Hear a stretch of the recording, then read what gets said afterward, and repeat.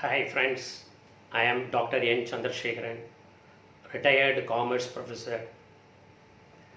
Today's topic is Discom, power distribution companies, provident fund contribution and real estate sector.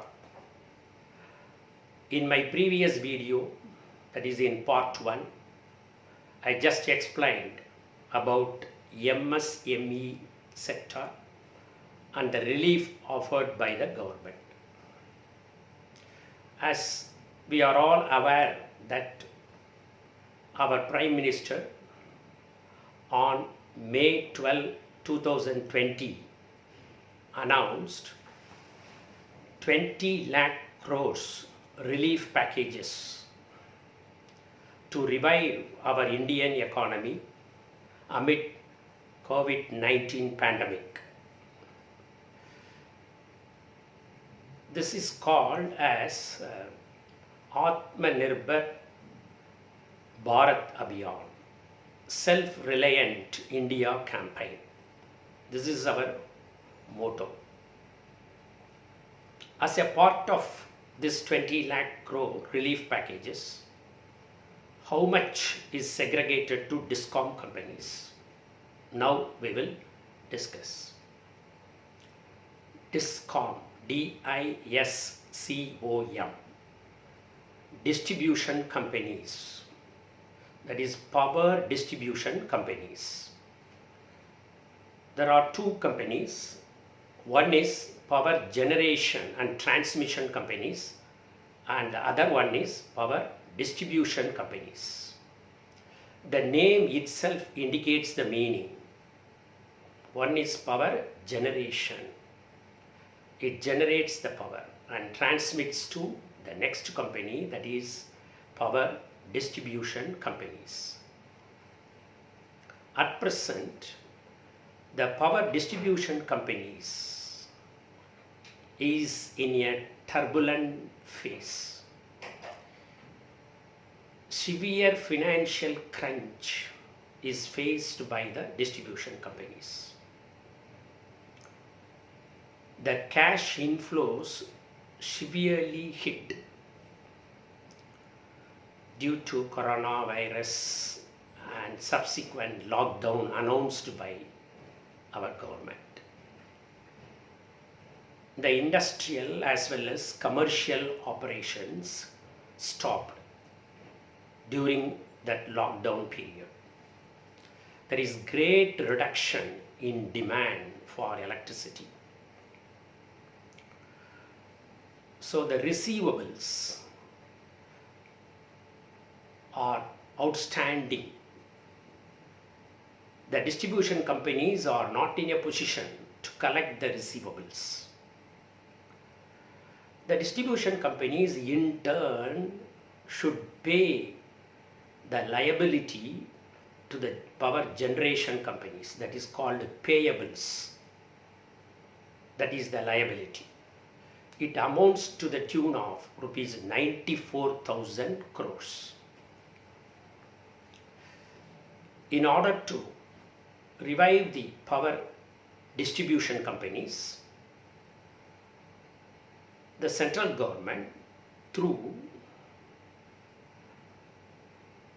rural electrification companies, power finance corporations injected rupees 90,000 crore as liquidity cash to revive the power distribution companies against receivables. That is very important. The loan will be given against state guarantee that the amount will be utilized exclusively for discharging the liabilities of distribution companies towards power generation companies. This is the concept. Next part is provident fund contribution. As a part of this 20 lakh crores relief packages, I have segregated the PF into three categories. First one, the employees covered under Central Public Sector Enterprises CPSE and State Public Sector Undertakings. So those employees covered under CPSE and State PSU, Public Sector Undertakings. There is no change. As usual, the employer's contribution is at 12% only, no change. The second sector is Prime Minister's Garib Kalyan Yojana. What does it mean? Garib means poor. Kalyan means welfare. Yojana means plan. So Prime Minister's Garib Kalyan Yojana means Prime Minister's Poor Welfare Plan. Under this scheme, the employees covered will be benefited. How they are benefited? Already under this plan, the government is paying the PF contribution of both the employer and the employee's contribution for the months of March, April and May, the current month. Now this scheme is extended to 3 more months, June, July and August 2020. 3 more months extension. But there are certain conditions levied. What are the conditions? The first condition is the employees' strength in those establishments should be less than 100. And the second one is 90% of the employees' salary should be below rupees 15,000 per month per person. So when these two conditions are fulfilled, under Prime Minister's Garib Kalyan Yojana, both employer and employees' contribution will be made by the government.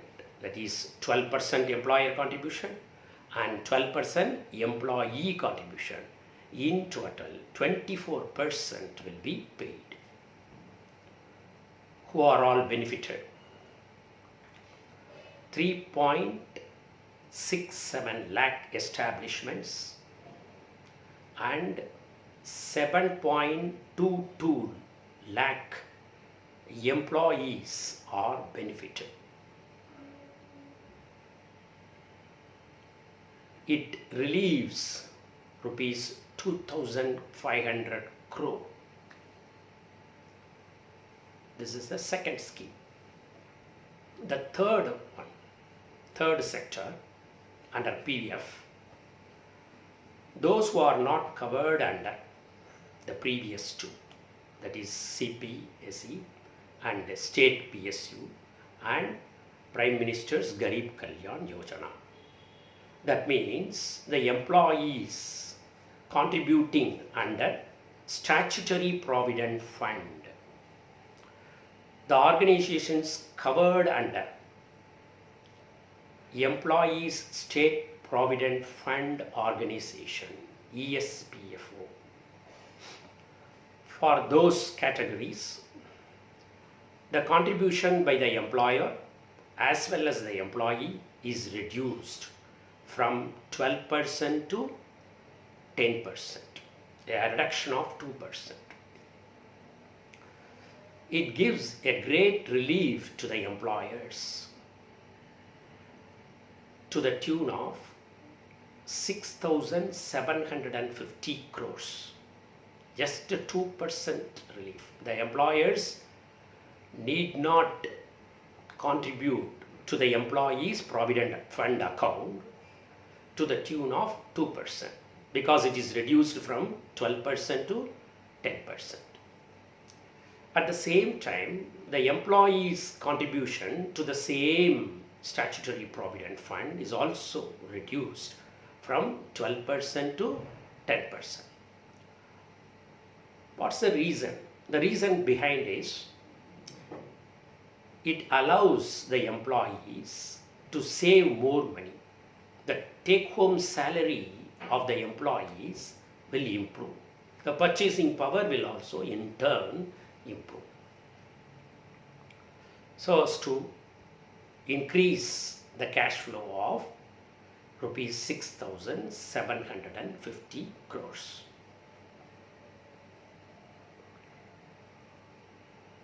This is with regard to PF contribution. The third sector, division I have taken is real estate sector. The real estate is governed under RERA, Real Estate Regulations Act.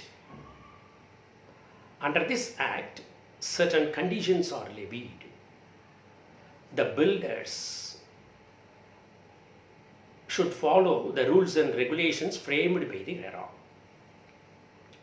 Due to lockdown, the entire construction work is stopped. It comes to a standstill. In order to allow the promoters, an extension of 6 months' time is allowed from the due date.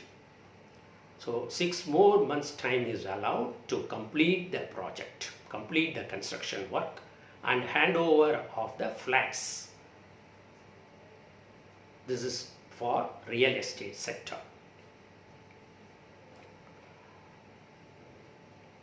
In my next video, we will discuss about government contractors, how they are benefited because of TDS and TCS, tax deducted at source and tax collected at source. And another part is extension of date of filing of income tax return for salaried as well as non-salaried sectors and other categories in detail. Thank you so much for watching this video.